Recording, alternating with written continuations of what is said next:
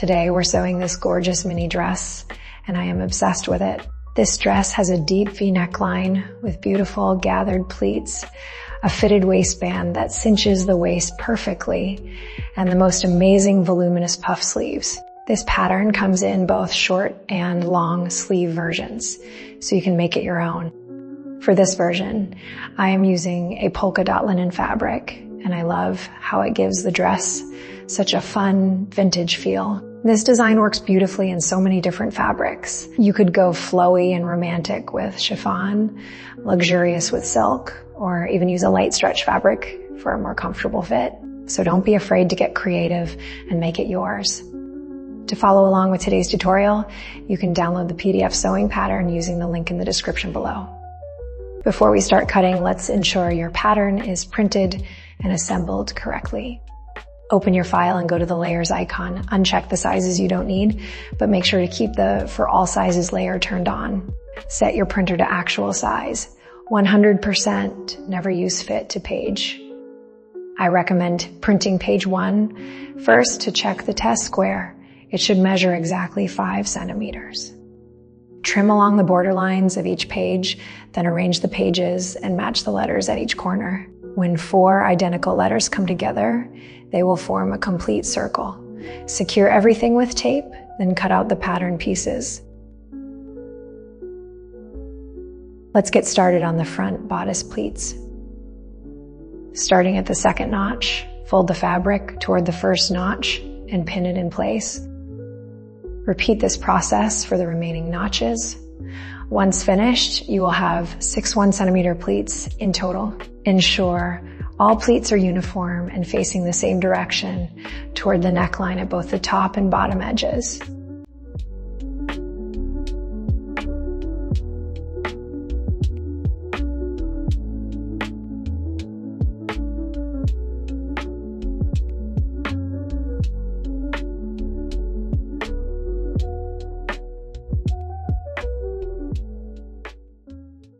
Next, pin the front side darts with right sides together, pinning on the wrong side of the fabric.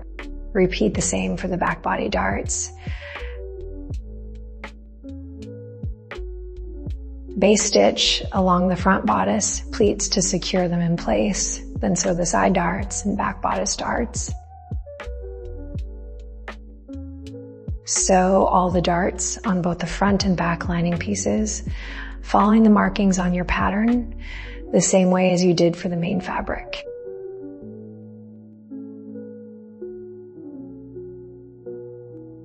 You can press each pleat individually or try my method. Lay the bodice flat on your ironing board, then pin all the pleats in place directly onto the ironing board surface, making sure they are evenly spaced and all facing the same direction. Once everything is pinned and aligned, press with your iron to set the pleats in place.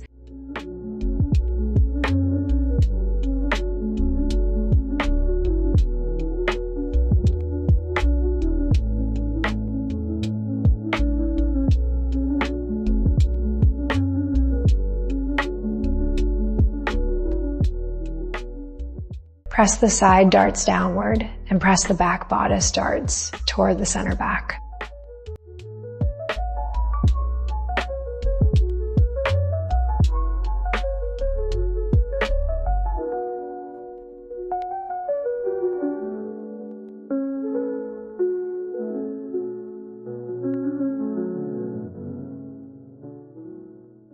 Now pin and sew the shoulder seams with a 1.2 centimeter seam allowance.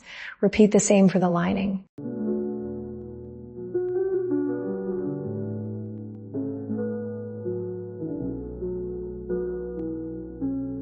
For the main fabric, press the shoulder seams toward the back body. For the lining, press the shoulder seams open. Next, place the main fabric and lining together at the neckline, right sides together. Pin in place, then stitch the neckline 1 centimeter from the edge.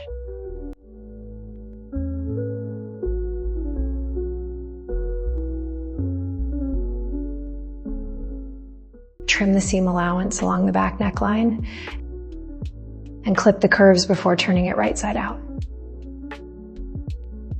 Then turn the right side and the seam allowances towards the lining. and understitch the seam allowances all around the neckline.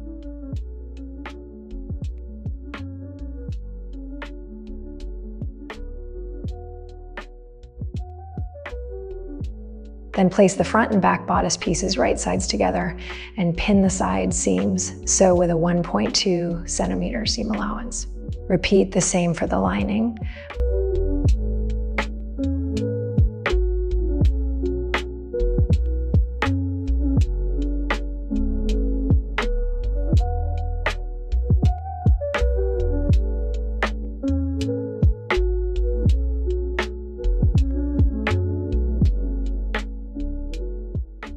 Press the neckline edge flat, making sure the lining sits neatly on the inside.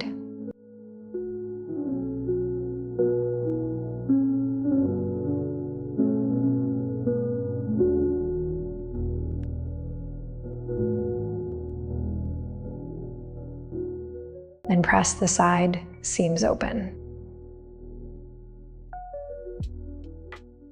Next, pin the armholes of the main fabric and lining together. Make sure to align the side seams and shoulder seams perfectly. Baste the 2 layers together, 5 millimeters from the edge. This will secure them in place before attaching the sleeves.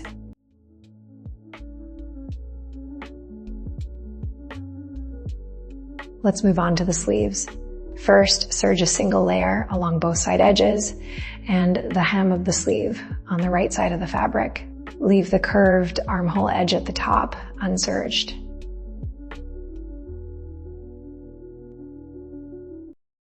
Next, move to your sewing machine and set it to a long basting stitch.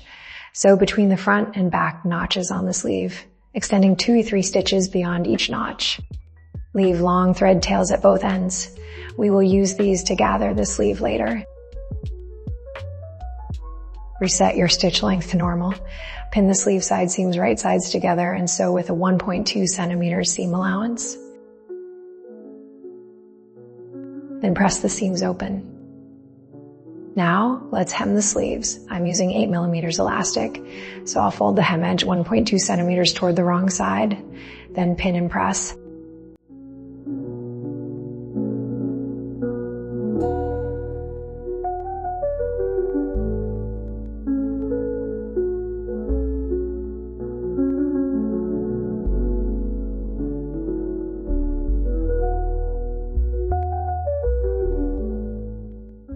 Stitch 1 centimeter from the folded edge to create a casing, leaving a 3 centimeters opening to insert the elastic.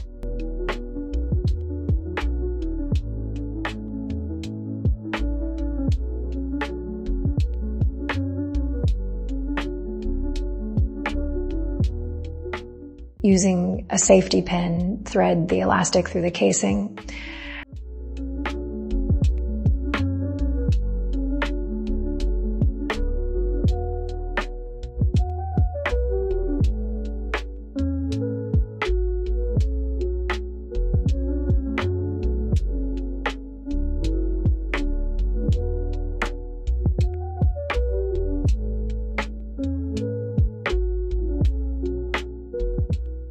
Try the sleeve on at your upper arm and adjust the elastic to find your most comfortable fit. Not too tight, not too loose. Mark the elastic, join the ends together, and trim any excess.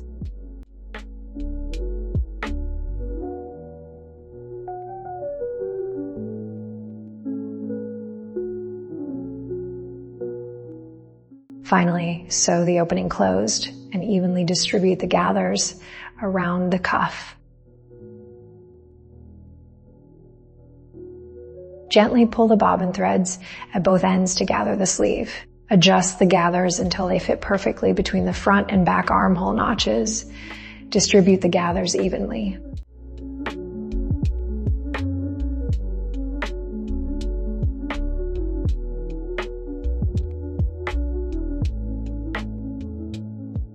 Mark the front and back of both the sleeve and the bodice armhole to ensure correct placement. Turn the bodice inside out and insert the sleeve, ensuring right sides are together.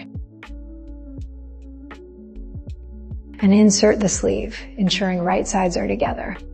Align the side seams and the notches and pin securely.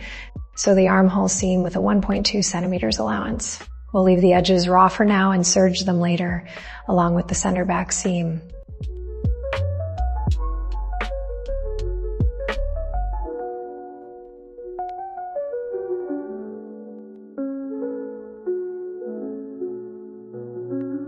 Baste the waistline of the main fabric and lining together.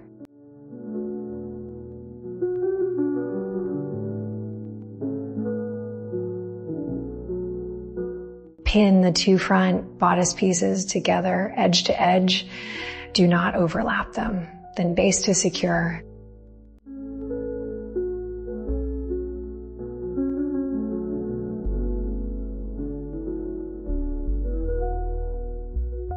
Now for the skirt, start by pinning all the darts on the front and back panels, then sew them into place.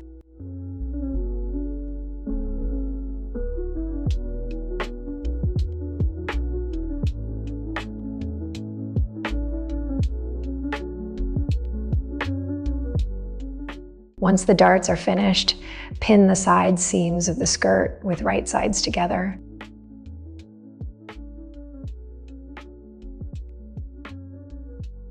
Sew these seams using a 1.2 centimeter seam allowance, and then press the seams open for a flat.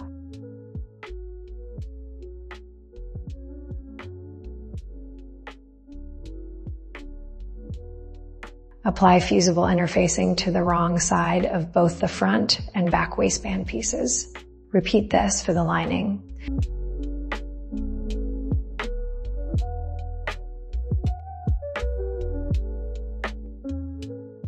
Match the notches and pin the side seams together. Then sew with a 1.2 centimeters seam allowance.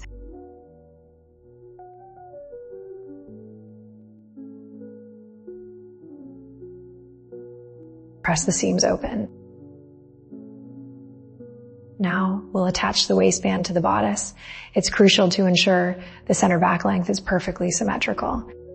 Measure from the neckline down to the waist on both sides of the back bodice to confirm they are equal. Next, mark the height of your finished waistband at the center back.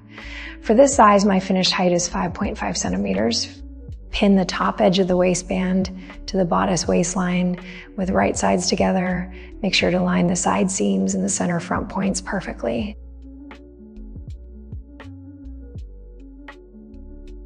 Next, turn the bodice over to the wrong side and pin the waistband lining in place. You are essentially sandwiching the bodice between the main waistband and the lining. Start sewing from your mark on one side and continue all the way to the mark on the other side using a 1.2 centimeter seam allowance.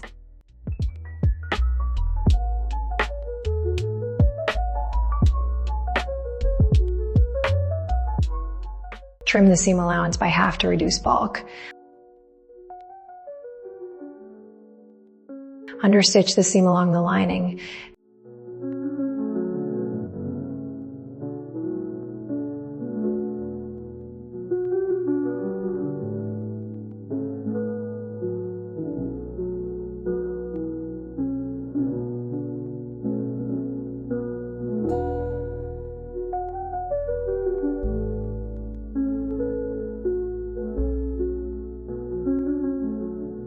Then baste the bottom edges of the waistband layers together to secure them.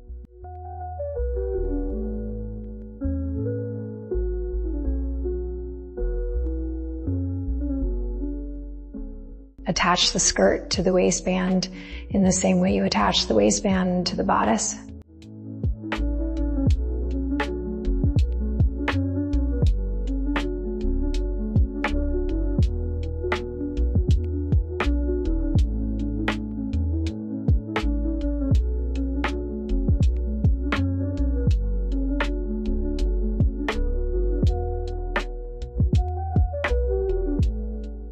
Trim the seam allowance to half. Understitch the seam along the lining.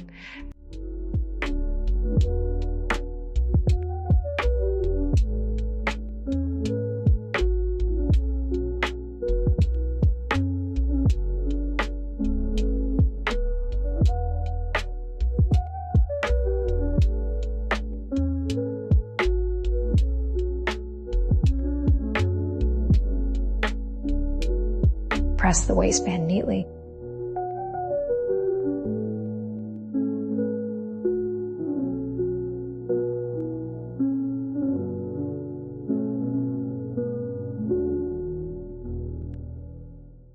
Before hemming, make the lining 3 to 5 millimeters shorter than the main fabric. Measure from the bottom edge of the waistband down to the hem and mark both sides of the back to ensure they are even.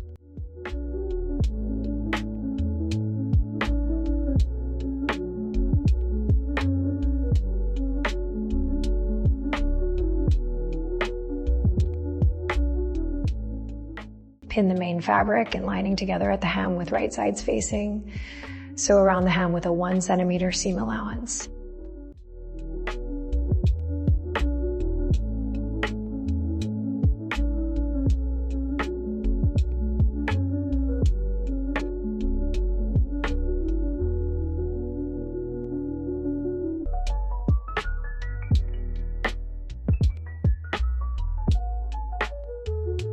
Press the seam toward the lining and understitch the seam along the lining.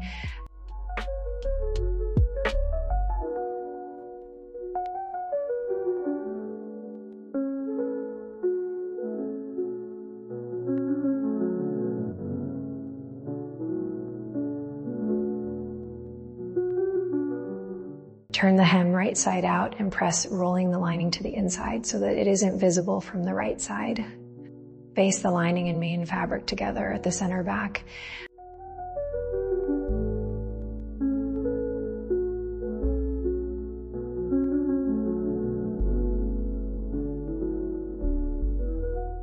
Finish the center back seam neatly with a serger, and at the same time, serge the armhole seams that we set aside earlier.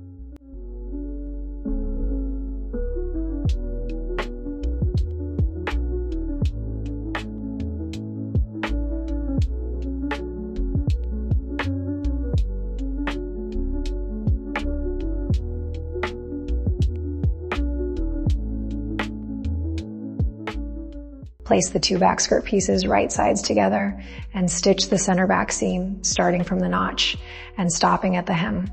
Use a 1.5 centimeters seam allowance. Press the seam open. Now let's insert the invisible zipper. Place the zipper right side down along the center back edge.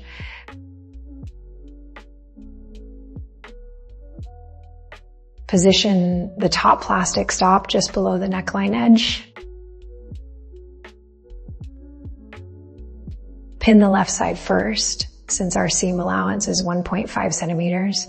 Align the zipper teeth exactly with the finished seam line.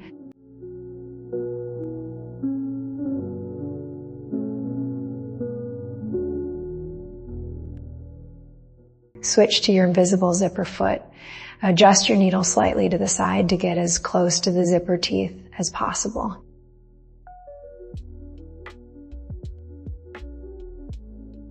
Starting at the top, stitch down one side of the zipper tape close to the teeth.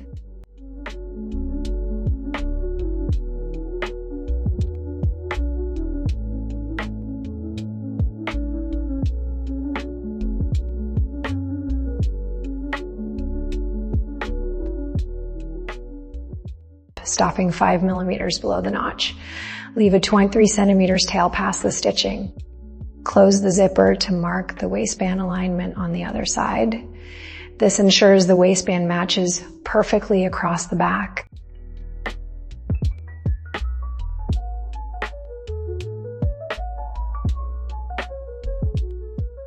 Sew the second side in the same way, this time starting from the bottom and sewing upward.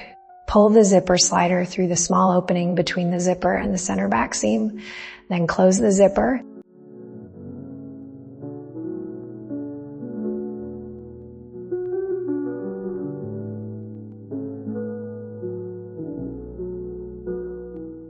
Fold the zipper tape ends toward the wrong side and secure them. You can also bind the zipper tape and fabric edge together for a cleaner, more high-end finish.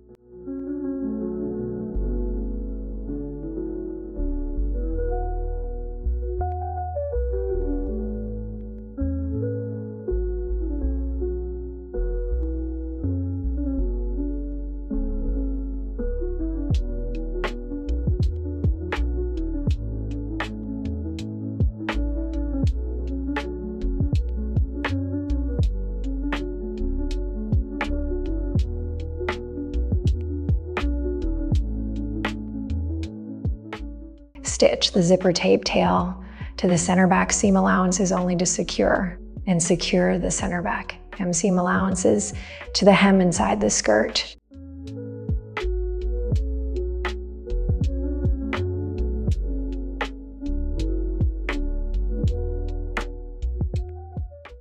Give the zipper a light press and finish with a final press for the entire garment. Our Dotty Mini Dress is complete. Thank you so much for watching. I hope this inspires you to sew this beautiful piece yourself. You can download the PDF pattern using the link in the description. Happy sewing, and I'll see you in the next project.